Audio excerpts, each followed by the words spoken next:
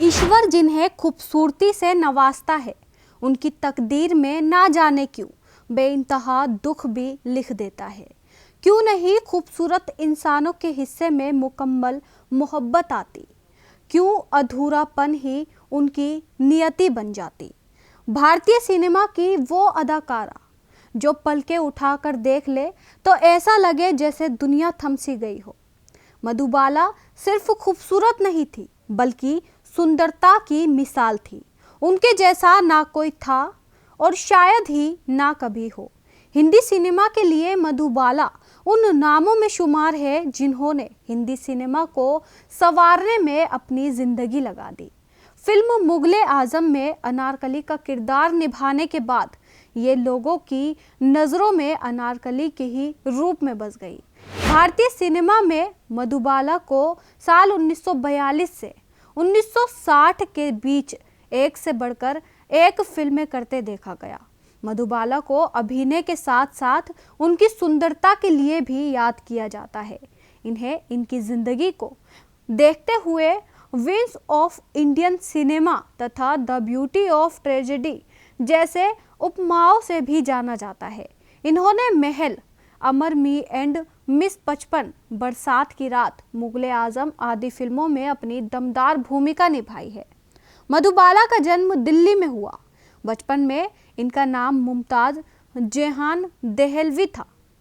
इनके वालिद तत्कालीन पाकिस्तान के खैबर पख्तूनख्वा में रहने वाले थे। अपने माँ बाप के 11 बच्चों में ये 5वीं संतान थी। शुरुआती समय में इनके पिता पेशावर स्थित एक तंबाकू फैक्ट्री में काम करते थे। इस नौकरी को खोने के बाद इनके पिता पहले दिल्ली और फिर मुंबई पहुंचे, जहां पर मुमताज अर्थात मधुबाला का जन्म हुआ था। यह समय इस परिवार के लिए बेहद ही दुखद था। वही गुर्बत की जिंदगी से राहत पाने के लिए महज 9 साल की उम्र में इनके पिता मुमताज को बॉम्बे के विभिन्न फिल्म स्टूडियोज में लेकर जाने लगे। मुमताज को काम भी मिलने लगा और परिवार को गरीबी से थोड़ी सी राहत मिलने लगी। मधुबाला बचपन से सिनेमा के लिए काम करने लगी थी। मधुबाला की पहली सफल फिल्म साल 1942 में आई बसंत थी।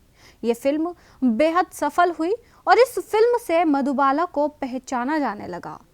जानी मानी अभिनेत्री देविका रानी मधुबाला के अभिनय से काफ़ी प्रभावित थी।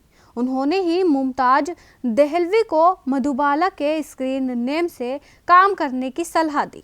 साल 1947 में आई फिल्म नील कमल में महज 14 साल की उम्र में मधुबाला को राज कपूर के साथ कास्ट किया गया। ये फिल्म इनकी मुमताज के नाम से आखिरी फिल्म थी। इसके बाद आने वाली सभी फिल्मों में इनका स्क्रीन नेम मधुबाला रहा।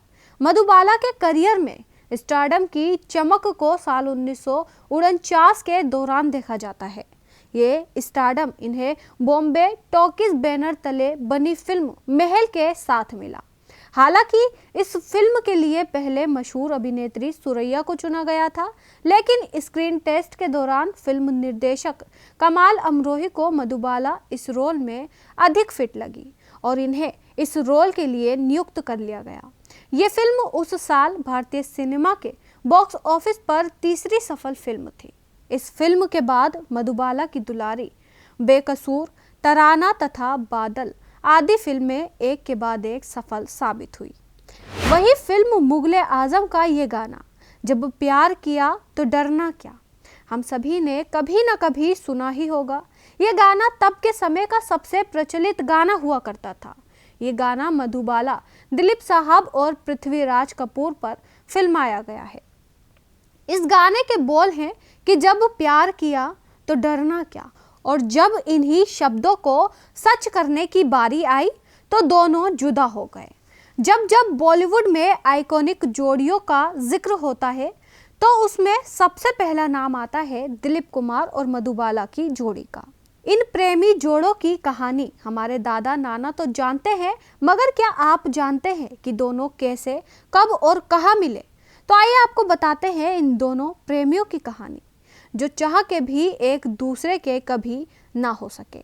वही इनकी प्रेम कहानी जितनी सिनेमा के पर्दे पर खूबसूरत थी, उतनी ही असल जिंदगी में भी लगती थी।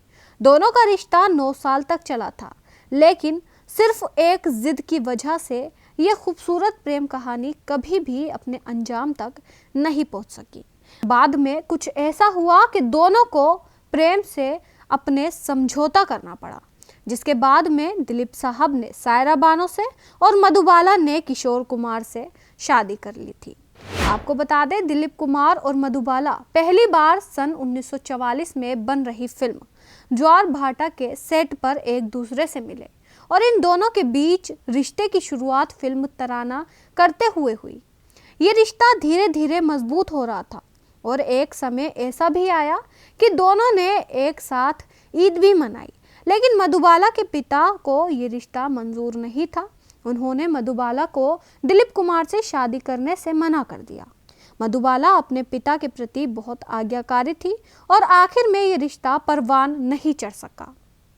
कालांतर में मधुबाला की शादी किशोर कुमार से हुई। सन 1960 में मधुबाला से विवाह करने के लिए किशोर कुमार ने इस्लाम धर्म कबूल कर लिया और किशोर कुमार का नाम करीम अब्दुल हो गया। इस शादी को मधुबाला हालांकि स्वीकार नहीं कर पा रही थी, लेकिन अस्वीकार भी नहीं कर सकी।